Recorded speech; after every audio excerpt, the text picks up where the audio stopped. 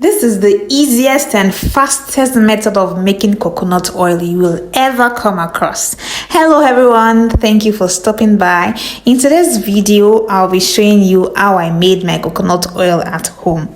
Okay, so here is my coconuts, just 4 coconuts I'll be using.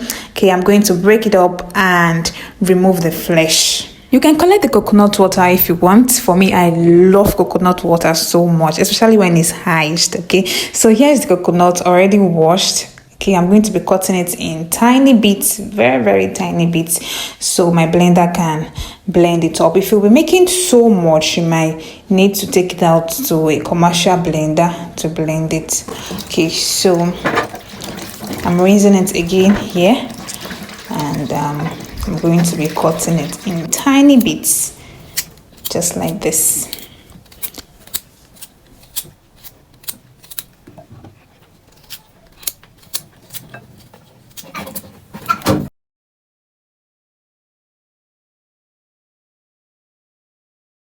This is my choice. And here we go. I'm done with cutting it into tiny bits. Okay, so I'm going to be putting this into my blender. I'm going to be doing this in 2 batches, okay, because I don't want to overwork the blender. So I'll be dividing it into 2 portions and blend them. Okay, so I'm going to be pouring in warm water. This is quite optional.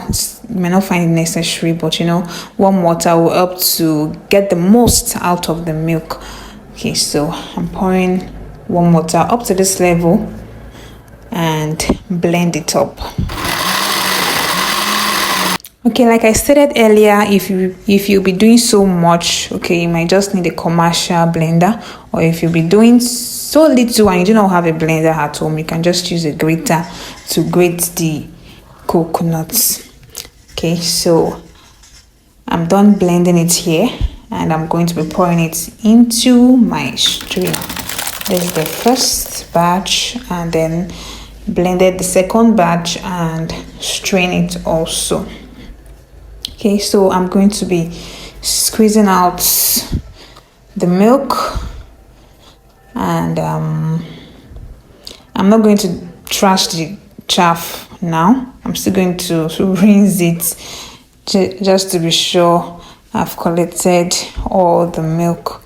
So in the process of rinsing this, I'm going to be pouring it into my blender again and pouring some more water. I'll blend it up and also strain it.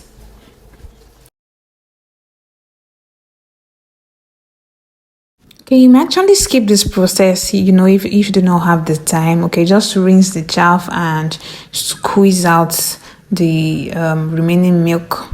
Okay, but if you do, you can just blend it again, just like I'm doing now. Okay.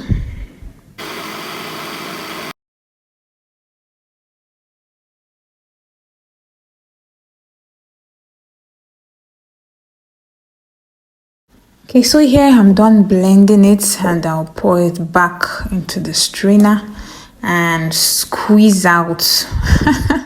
Make sure you're squeezing out the life out of this milk. Oh, and here is our milk. Okay, so you're going to get a very clean, transparent nylon. This is just a normal pure water nylon that we know. So I'm just pouring in the milk inside of it. You empty the milk inside of the nylon, and right now I just feel like keeping this coconut milk in the fridge and sipping it when it's iced. Oh god, but coconut oil making is the goal. Let's keep going. Okay, so here's my coconut milk, and I'm going to tie it up this way. Okay, just make sure you tie it real good. You tie it properly, and I'm going to be suspending it somewhere in the kitchen. I'm going to be hanging it on the rack here. Okay, so this method will help the milk to come up and the water to come under.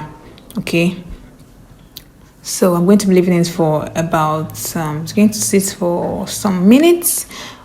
All right, so after 15 minutes I'll come back to check on it and we'll see that the water is already below, as you can see here, and the milk is, coming up.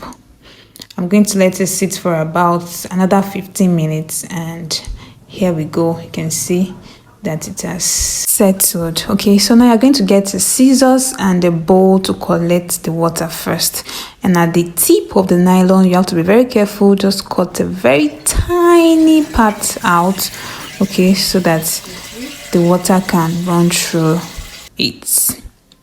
And yes, I'm going to be using this water to cook a very delicious coconut jollof rice.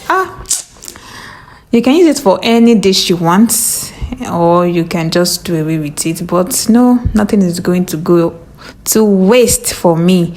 Okay, so just keep watching the water. So when it's about to get to the milk, you hold it with the tip of your fingers, okay? And yeah, just keep it aside, and then you get another bowl or a pot, okay, and collect the milk also.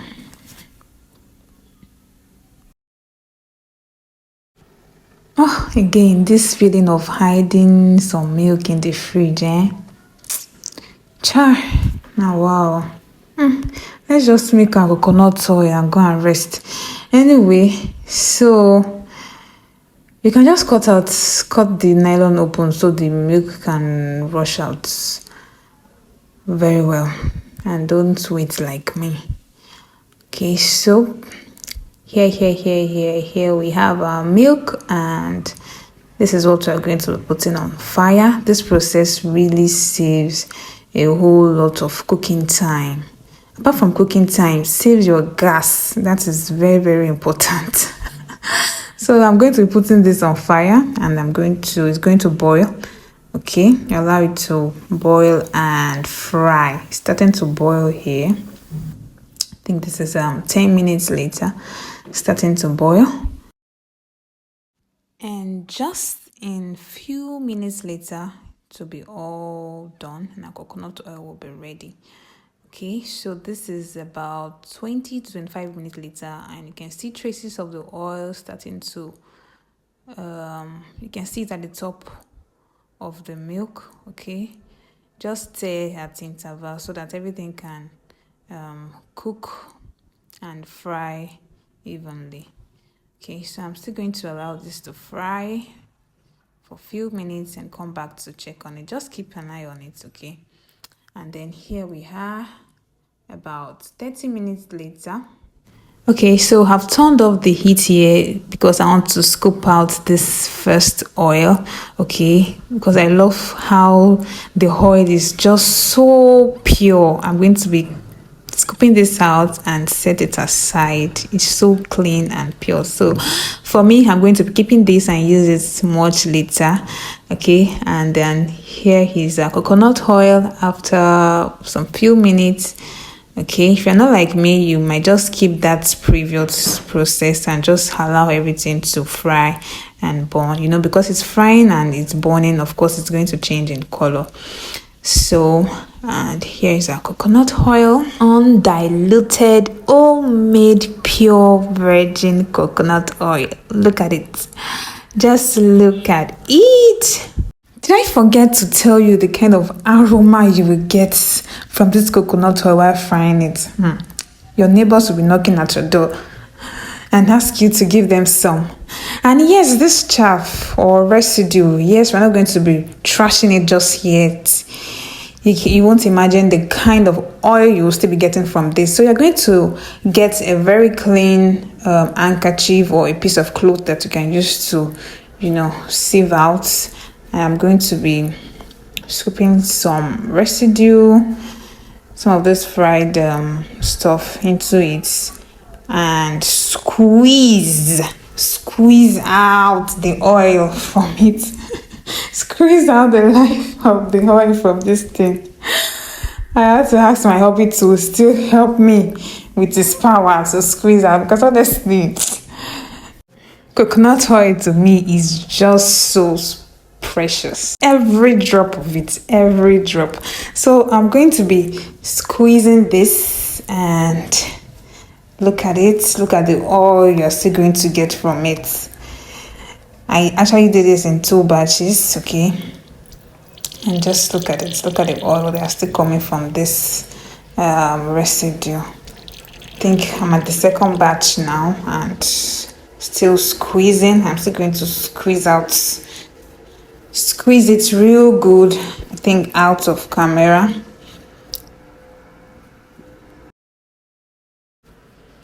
Okay, so after squeezing, you'll find that this one appears much darker.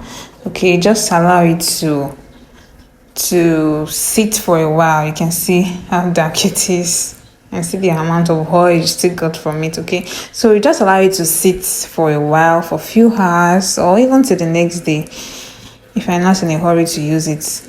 Okay, just allow it to sit for a while and it will settle. Look at the difference. Check. So once it's settled, it will come out finer and brighter. Okay. And if you love what you're watching right now, please give my video a thumbs up and don't forget to hit the subscribe button so you do not miss any of my videos. Thank you. Okay, so I had to leave this one to the next day, and look at it after settling down. You can see, so you can just top it up and keep the darker parts.